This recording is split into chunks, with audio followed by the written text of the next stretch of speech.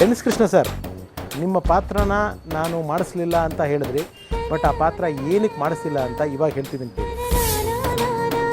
ಈ ತಂಡಕ್ಕೆ ನಮ್ಮ ಚಿಂತನ್ ಅವರು, ದಿನಕರ್ ಅವ್ರ ಜೊತೆಗೆ ಬರಹಗಾರರಾಗಿ ಗುರುತಿಸ್ಕೊಂಡವರು ಅವರೇ ನನ್ನ ಸಿನಿಮಾಗೆ ಸಂಭಾಷಣೆ ಅಂತ ಕೂತ್ಕೊಂಡ್ರು. ತರುಣ್ ಸುಧೀರ್, ಇವತ್ತು ನೀವೇನು ಕಾಟ್ಯಾರ ಸಿನಿಮಾನ ನೋಡಿ ಮೆಚ್ಕೊಂಡಿದ್ದೀರಾ, ಅವ್ರನ್ನ ಒಬ್ಬ ಅದ್ಭುತವಾದ ನಿರ್ದೇಶಕ ಅಂತ ಎಲ್ಲರೂ ಕೊಂಡಾಡಿದ್ದೀವಿ.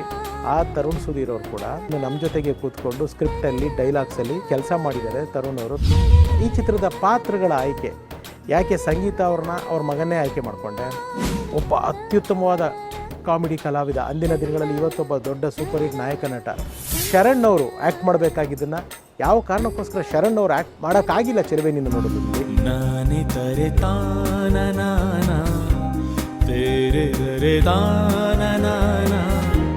ಹಾಡುಗಳು, ನೀವೆಲ್ಲ ಇಷ್ಟಪಟ್ಟಂಥ ಹಾಡುಗಳು ಹೇಗೆ ಆಯಿತು, ಹೇಗೆ ಕೂತು, ಇವೆಲ್ಲವೂ ಇನ್ನಷ್ಟು ವಿವರವಾಗಿ ನಿಮ್ಮಿಂದ ಅನಿಸುತ್ತಿದೆ